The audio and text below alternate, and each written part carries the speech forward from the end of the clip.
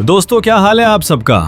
भारत और इंग्लैंड के बीच हेडिंग्ले में चल रहे पहले टेस्ट मैच में ये क्या चल रहा है? जसप्रीत बुमराह और प्रसिद्ध कृष्णा ने अपने चमत्कार से इंग्लैंड को पहली पारी में 465 रनों पर रोक दिया, लेकिन दूसरी पारी में टीम इंडिया की शुरुआत अच्छी नहीं रही। यशस्वी जायसवाल तो सिर्फ 4 रन बना के आउट हो गए। फिर केएल राहुल और साई सुदर्शन ने मोर्चा संभाला और मैच को रोमांचक बनाए रखा। पूरे दिन का रोमांच और तनाव देखने लायक था। अब रुके मत, क्योंकि आगे की हाइलाइट्स और भी दिलचस्प होने वाली है। हम आपको दिन की पूरी हाइलाइट्स दिखाने जा रहे हैं, तो वीडियो को आखिर तक देखना बिल्कुल मत भूलना। हाँ दोस्तों, आज का लाइक टारगेट रखा है सिर्फ 1000 लाइक्स का, तो प्लीज लाइक करना ना भूलें। दोस्तों, भारत और इंग्लैंड के बीच खेले जा रहे पहले टेस्ट मैच का तीसरा दिन समाप्त हो चुका है, लेकिन ये सिर्फ दिन का अंत नहीं था। ये था एक ऐसी कहानी का सिरा जिसमें रोमांच, निराशा, गर्व और चेतावनी सब कुछ मौजूद था। एक ऐसा दिन जो भारतीय क्रिकेट प्रेमियों के लिए गर्व और गलतियों दोनों की मिसाल बन गया। जिस उम्मीद के साथ भारत मैदान पर उतरा था, शायद वैसी वापसी पूरी तरह नहीं हुई, लेकिन हाँ, कुछ पलों में ऐसा भी लगा जैसे टीम इंडिया इंग्लैंड की जड़ें हिला देगी, और कुछ पलों में ऐसा लगा जैसे कैच छूटते ही मुकाबला हाथ से निकल रहा है। तो आइए विस्तार से समझते हैं तीसरे दिन क्या क्या घटा और क्यों ये दिन भारत के लिए एक सीख भी बन गया। तीसरे दिन की शुरुआत हुई इंग्लैंड के स्कोर के साथ। 3 विकेट के नुकसान पर 209 रन। दूसरे दिन तक भारत को 3 सफलताएं मिल चुकी थी। जैक क्रॉली, जो रूट और बेन डकेट को पवेलियन भेजकर भारत ने मुकाबले में पकड़ बनाई थी, लेकिन अब तीसरे दिन की पहली ही गेंद से उम्मीद थी कि भारतीय गेंदबाज के इस इंग्लिश पारी को जल्द समेटेंगे। क्रिकेट में कहते हैं कैच पकड़ो तो मैच पकड़ो, लेकिन अगर कैच छोड़ दोगे तो मैच भी हाथ से फिसलेगा, और यही हुआ। जैसे जैसे दिन आगे बढ़ा, भारत की युवा टीम से एक के बाद एक कैच छूटे, बिल्कुल साफ दिख रहा था। गेंदबाजों ने कोशिशों में कोई कसर नहीं छोड़ी, लेकिन फील्डर्स ने उनका साथ नहीं निभाया। हैरी ब्रूक, जो शुरुआत में थोड़ा अस्थिर दिख रहे थे, उन्हें 2-2 बार जीवनदान मिला। हर कैच छूटने के बाद मैदान पर हलचल, कप्तान का झल्लाना और गेंदबाजों का हताश चेहरा, ये सब इस बात का संकेत दे रहा था कि भारत को भारी कीमत चुकानी पड़ सकती है। लेकिन फिर 52वें ओवर की पहली गेंद पर प्रसिद्ध कृष्णा ने एक चतुर चाल चली। उन्होंने ऑली पॉप को शॉर्ट लेंथ की गेंद डाली, गेंद हवा में उठी और ऋषभ पंत ने कैच लपक लिया। भारत को मिली चौथी सफलता और इंग्लैंड का स्कोर हो गया 225 रन पर 4 विकेट। इस विकेट से भारत ने थोड़ी राहत की सांस ली, लेकिन ये राहत क्षणिक थी। अब हैरी ब्रूक का साथ निभाने के लिए मैदान पर आए कप्तान बेन स्टोक्स। उनका अंदाज थोड़ा शांत था, रन रेट धीमा हुआ, लेकिन साझेदारी बन रही थी। लगभग 15 ओवर तक ये दोनों टिके रहे और ऐसा लगने लगा कि इंग्लैंड अब फिर से संभलने लगा है। लेकिन फिर आई 65वें ओवर की 5वीं गेंद और मैदान पर बजी तालियां। मोहम्मद सिराज ने एक सुंदर लेंथ की गेंद डाली। बेन स्टोक्स ने हल्का सा शॉट खेला, गेंद उनके बल्ले का बाहरी किनारा लेकर ऋषभ पंत के दस्तानों में समा गई। इंग्लैंड को लगा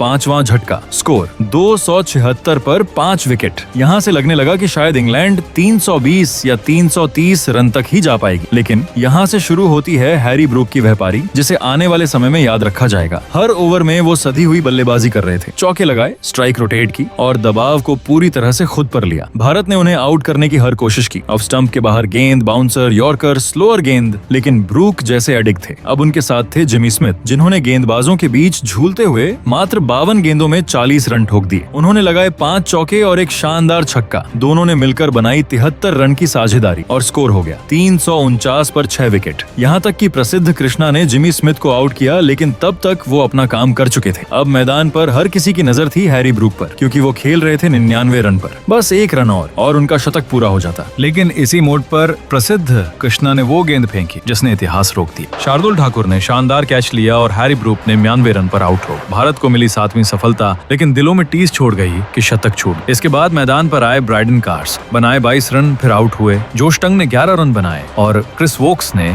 अच्छी पारी खेलते हुए 38 रन बनाए। वही इंग्लैंड की टीम 465 रन तक पहुंच गई और भारत पर लीड सिर्फ 6 रन की रही। भारतीय गेंदबाजों में सबसे घातक रहे जसप्रीत बुमराह, जिन्होंने 24 ओवर फेंकते हुए 5 विकेट झटके। प्रसिद्ध कृष्णा ने 3 विकेट लिए और सिराज को 2 सफलता मिली। ये गेंदबाजी भारत की प्रतिष्ठा बचाने का अंतिम हथियार बन। अब जब भारत दूसरी पारी में बल्लेबाजी के लिए उतरा तो सभी की नजरें थीं यशस्वी जायसवाल और केएल राहुल पर। दोस्तों, अब तीसरे दिन का अंत करीब आ रहा था। दोनों टीमों में एक ही भावना थी, उम्मीद। हर भारतीय दर्शक यही सोच रहा था कि जिस तरह पहली पारी में यशस्वी जायसवाल और केएल राहुल ने शानदार शुरुआत की थी, कुछ वैसा ही जादू अब दूसरी पारी में भी देखने को मिलेगा। मैच का रुख अभी भी अधूरा था। ये वो मोड़ था जहां से या तो भारत कमान संभाल सकता था या फिर इंग्लैंड को वापसी का मौका दे सकता था। यही कारण था कि सबकी निगाहें टिक गई थी यशस्वी और राहुल की जोड़ी पर। चौथे दिन की दूसरी पारी की शुरुआत टी ब्रेक के बाद होती है। दिन के कुल 30 ओवर बचे थे, यानी कि ये 30 ओवर भारतीय टीम के लिए निर्णायक सिद्ध हो सकते थे। और जब भारतीय टीम बल्लेबाजी के लिए मैदान पर उतरी तो उसके ओपनर थे वही जो पहले पहले दिन पराक्रम कर चुके थे यशस्वी जायसवाल और केएल राहुल। एक तरफ था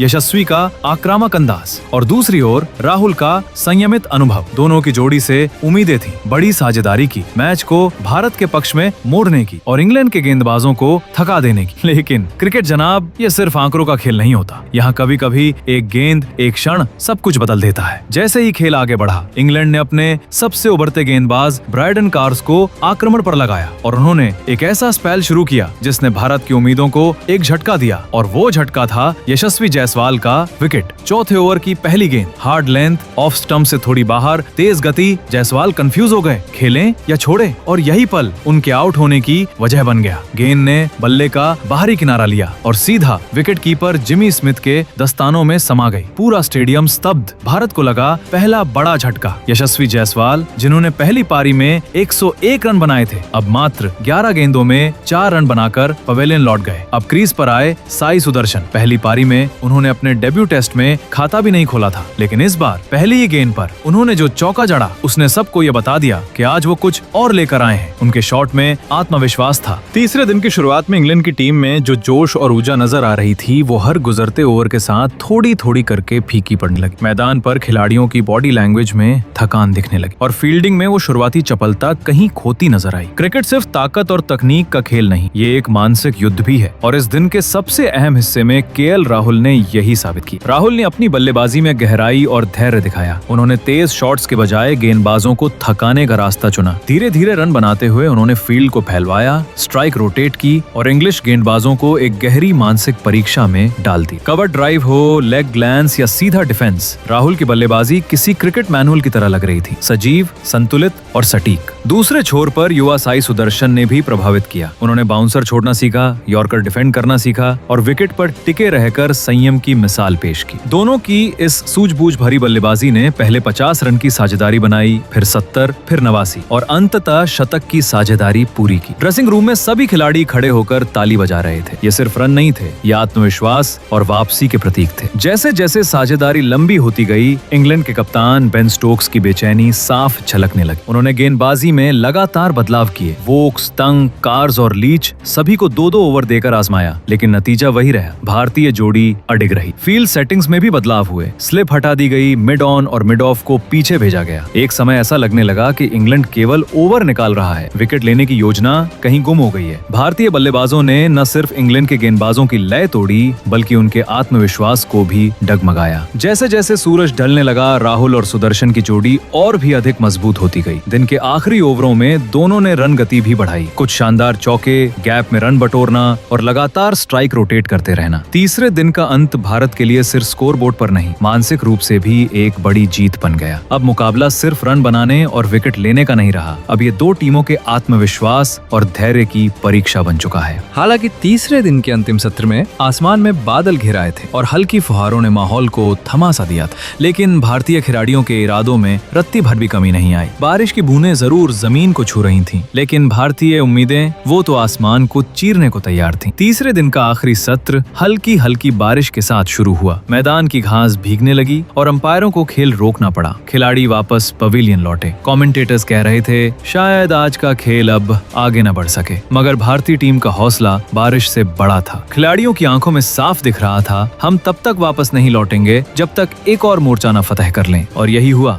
जैसे ही मैदान दोबारा खेलने लायक हुआ, केएल राहुल और साई सुदर्शन फिर से अपने हथियार बल्ले के साथ मैदान में लौटे। लेकिन इस बार उनका मूड अलग था। अब वो सिर्फ टिके रहने के लिए नहीं, बल्कि इंग्लिश गेंदबाजों को जवाब देने के लिए मैदान में थे। ब्रायडन कार्स और जॉश टंग ने गेंद संभाली, लेकिन सामने अब वो भारतीय बल्लेबाज थे जो बारिश के साथ जज्बा भी लेकर लौटे थे। साई सुदर्शन ने अपने डेब्यू में 0 पर आउट होने के बाद एक ठोस वापसी की। उन्होंने अपने हर रन से ये साबित किया कि उनका भविष्य सिर्फ संभावनाओं का नहीं, बल्कि प्रतिभा और परिश्रम का है। वहीं केएल राहुल, उनके हर स्ट्रोक में अनुभव था, संतुलन था और आत्मविश्वास की चमक थी। उनकी कवर ड्राइव में वो ठहराव था जो बारिश के बाद आसमान में इंद्रधनुष छोड़ जाता है। जैसे ही तीसरे दिन का आखिरी घंटा शुरू हुआ, भारत का स्कोर लगभग 190 तक पहुंच चुका था। राहुल ने एक खूबसूरत चौके के साथ स्कोर को 200 के पार पहुंचाया। वही स्कोर जहां से इंग्लैंड की पहली पारी दम तोड़ती नजर आई थी। अब भारत की पारी आत्मविश्वास के साथ जवाब दे रही थी, न सिर्फ इंग्लैंड को, बल्कि हर उस संदेह को जो पहले 2 दिनों रनों में उठे थे। दिन का खेल समाप्त हुआ और भारत का स्कोर था 217 रन, सिर्फ 1 विकेट के नुकसान पर। साई सुदर्शन 55 रन पर नाबाद थे और केएल राहुल 66 रन पर। इस जोड़ी ने न सिर्फ एक साझेदारी निभाई